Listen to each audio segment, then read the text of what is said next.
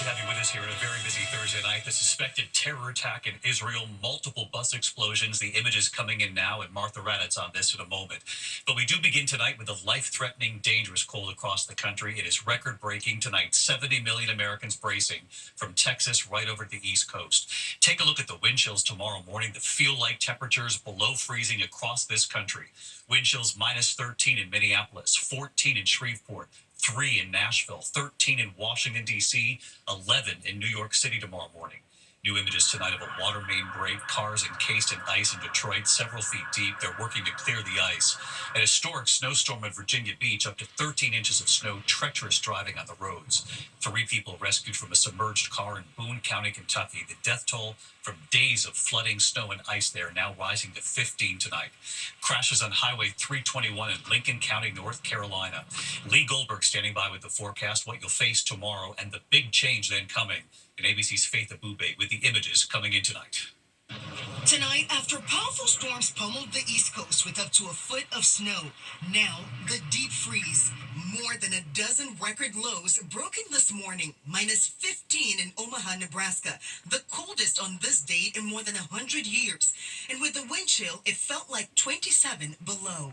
First responders and homeless outreach workers in Omaha working to convince people to seek shelter if they need it. No one can survive this. We have people who have been out in other winters and have survived, and they think they can survive this, just like past winters. It's different. In Kansas City, roofer Gabe Tobe telling me this is the first time in 4 years that it's been just too cold to work. It's extremely hard when it's this cold. Our hands are our best tools, and if you can't feel your fingers, then it's really not easy to do your job. In Detroit, an entire neighborhood encased in ice earlier this week. WXYZ's Randy Wembley on the scene. City crews have been breaking up and removing ice surrounding dozens of vehicles here after a massive water main break that flooded blocks in this neighborhood from the streets all the way into basements. Officials say it'll be at least 2 weeks before everything is fixed. And in Kentucky, the death toll from the devastating flooding rising to 15. They're still making water rescues. In Boone County overnight, first responders pulling 3 people out of their submerged vehicle. They're expected to be okay. And David, behind me, the Missouri and the Kansas rivers covered in a sheet of ice. One more night of brutally cold temperatures around -3 degrees, and then the warm up approaching 60 degrees by Monday. A major swing in temperatures. David. Yeah, what a swing there in Kansas City for sure, Faith. Thank you again tonight. Let's get right to Chief Meteorologist Lee Goldberg of WABC here in New York. Lee, quite a change, but another 24 hours of cold. David, we're almost to the finish line of this frigid blast. A wicked wind here in New York right now, and the flakes are flying through the evening hours. But the core of the cold still in the middle of the country. Look at the wake-up temperatures tomorrow. Teens and 20s all the way down to the deep south. All those circle cities, possible record lows. 21 in Dallas, 17 in Birmingham. You factor in the wind, feels like 20 to 30 below in the Midwest, in the plains, single digits from Lubbock to Huntsville. But what a change over the weekend. Temperatures spike, as you heard in Kansas City, some 36 degrees by Monday. We'll be in the low 60s. Pushing 70 in Dallas, 50s in New York will feel great by early next week. David? Yeah, we won't know what to do. Lee Goldberg back with us tonight. Lee, thank you. We're also following breaking news as we're on the air tonight. Explosions rocking as President Trump's sweeping job cuts now target the IRS next, and thousands of government workers already in several agencies across the country. Elon Musk late today, center stage, wielding a chainsaw, boasting about slashing the federal bureaucracy. The president's team today defending his first 30 days in office. And tonight here, the new poll. What Americans think of this first 30 days. Here's Mary Bruce tonight. Tonight before a conservative conference in Washington, Elon Musk, chainsaw in hand, boasting of slashing the federal workforce. This is the chainsaw for bureaucracy. Chainsaw!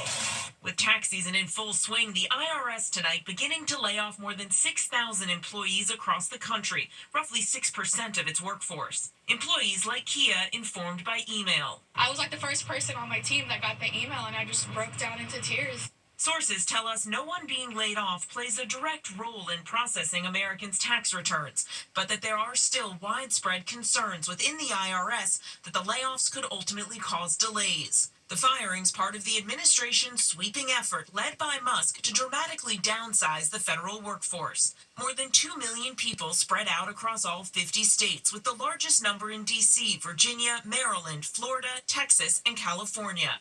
The administration insists they're firing people for cause, but many of these fired workers who have only been on the job for less than 2 years say they've never even had a performance evaluation. From Nicholas Berardi, who works for the IRS in Philadelphia. It even says here in the email that they're citing the reason why I'm fired is because of my performance. But until today, I hadn't gotten a performance review. To Emma Frericks, who works for the U.S. Geological Survey in Iowa. The thing is, I never had a meeting implying or even an official sit down letter saying, here is your performance review, you're not doing a good job. Still, today at a press briefing marking 1 month of the Trump administration, the president's top economic advisor insisting that thousands of workers who've been fired deserve to go. So you're saying that everybody who's being let go was doing a bad job?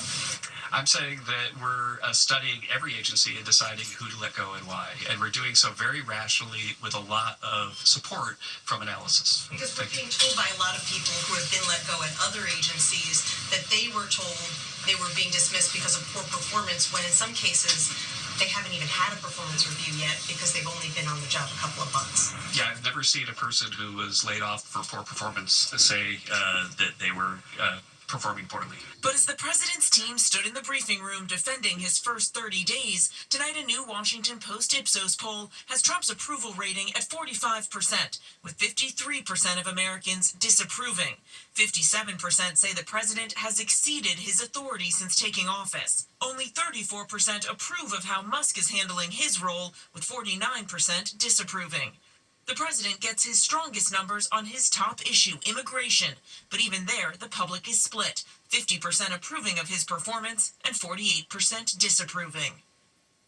And on the issue of the economy, the president, keenly aware that inflation is rising, is now floating the idea of giving money saved through the work of Musk's team directly to the American people. In the meantime, the Senate today confirming Trump's pick for FBI director, his staunch supporter, Kash Patel. This was a tight vote, 2 Republicans voting against him, but tonight Patel will now lead the nation's top law enforcement agency. David. Mary Bruce at the White House tonight. Mary, thank you. Tonight, after President Trump called President Zelensky a dictator, the White House now saying President Trump is very frustrated with Zelensky.